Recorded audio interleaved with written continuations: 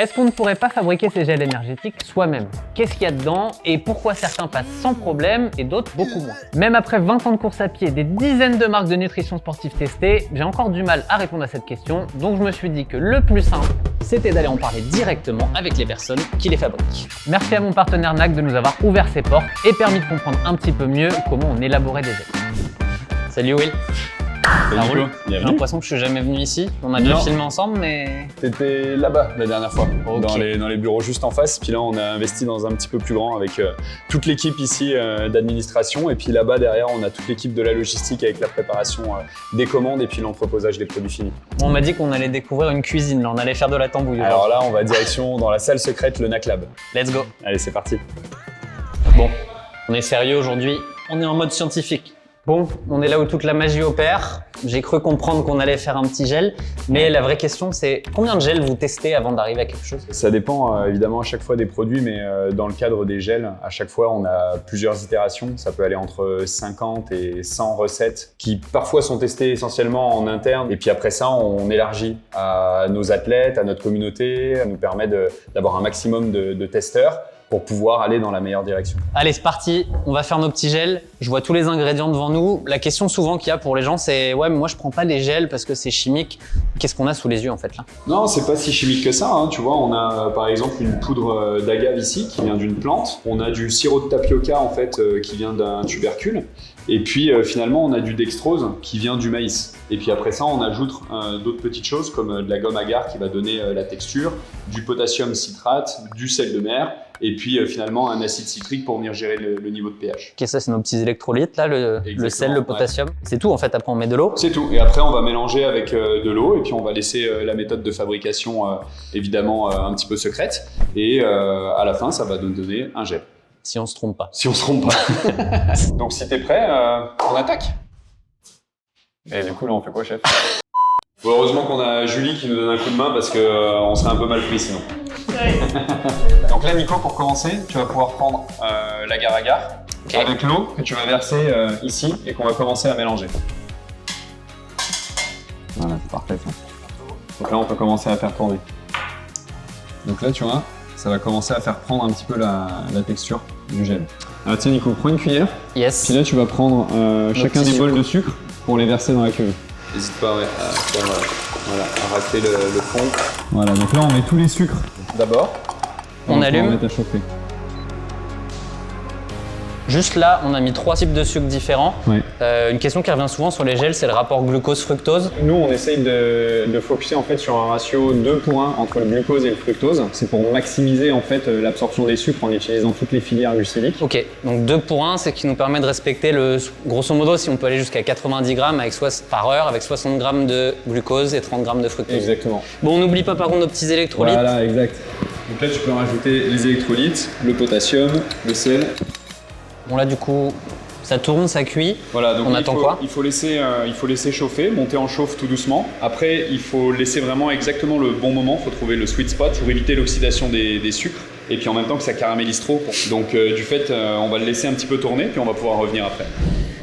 Bon Will, on a pris des petites questions un peu qu'il y avait sur internet à propos des gels. La première, c'est une mauvaise expérience. Le cerveau en mode course m'a eu. J'ai chopé un gel caféiné pendant la transition alors que je m'étais jamais entraîné avec. Je me suis dit que ça me filerait un coup de boost. Résultat, je le prends à mi-course d'un 73, donc d'un triathlon. Ma fréquence cardiaque passe de 140 à 200 et je finis en mode marche-course sur les 8 derniers kilomètres, plus jamais. On est quand même sur un extrême, j'ai l'impression. Ouais, alors, très bel exemple de ce qu'il faut pas faire exactement en fait. Enfin, tester les choses à l'entraînement, je pense que c'est un des concepts de base que tout le monde connaît.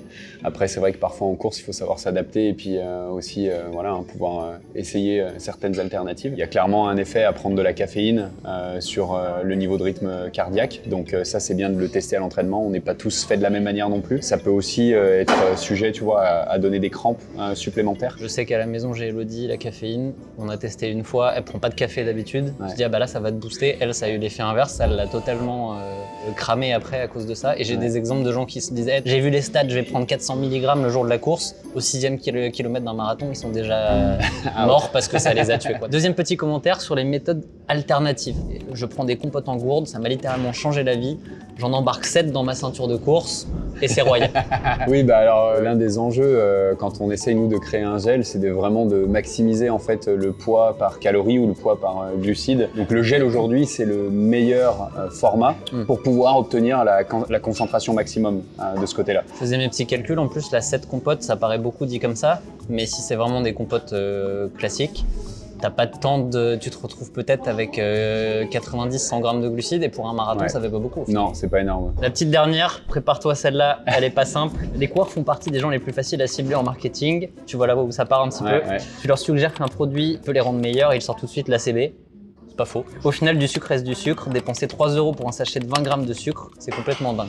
Ouais, bah c'est sûr que c'est la quête de la pilule magique. Après, je pense qu'il y a rien de magique qui existe. L'important, c'est d'essayer, de tester à l'entraînement et puis de s'habituer à consommer certaines choses. Clairement, je pense que le fait d'investir dans une bonne stratégie de nutrition, ça aide non seulement en fait à prendre les bons produits au bon moment, mais aussi à aider dans la récupération, à éviter les blessures. Et la grosse tendance du moment, c'est le gut training, donc l'entraînement en fait du système digestif, parce qu'on voit que ça réagit exactement comme un muscle finalement. Donc c'est comme s'entraîner, les jambes.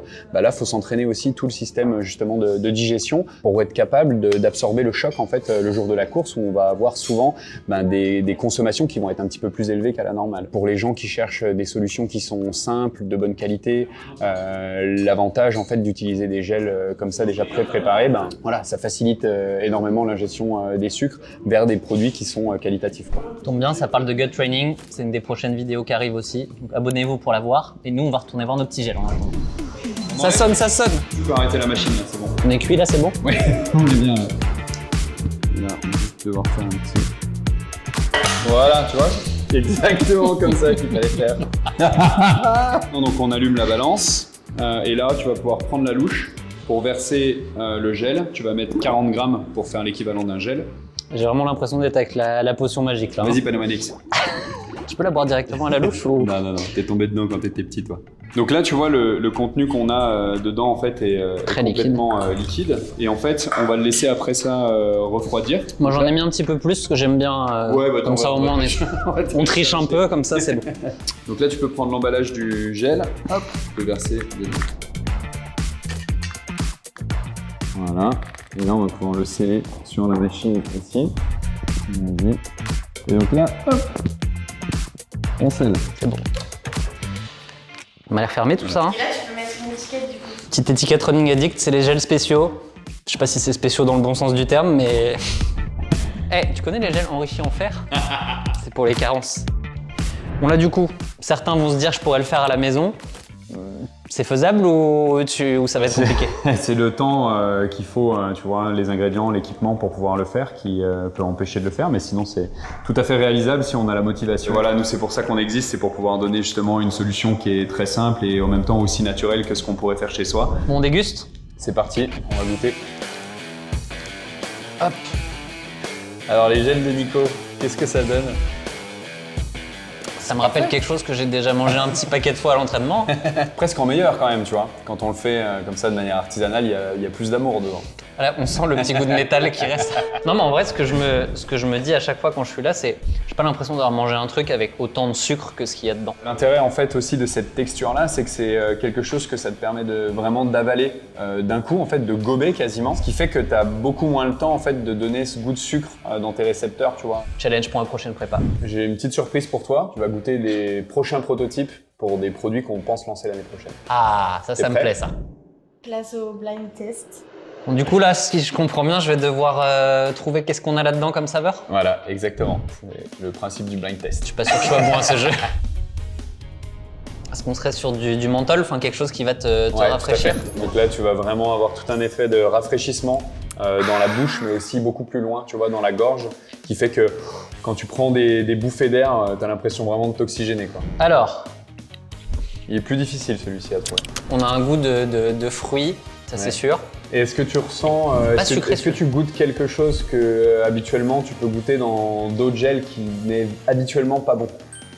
Je pense qu'il y a de la caféine dedans. Ouais. Et alors franchement, tu me l'aurais pas dit, je l'aurais pas senti. Donc là, tu as un 100 mg de caféine, tu vois. Ah oui, il n'y en a pas qu'à moitié en plus. Ouais. Okay. Et tu peux finir avec celui-ci. Bonne chance.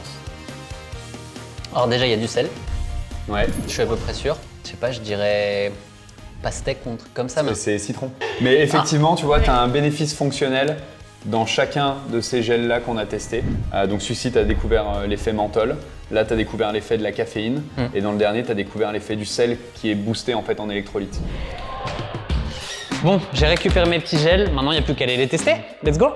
Maintenant que vous savez tout sur comment sont fabriqués les gels, je vous renvoie vers cette vidéo qui vous explique en détail leur intérêt sur les longues distances et comment je les consomme de mon côté.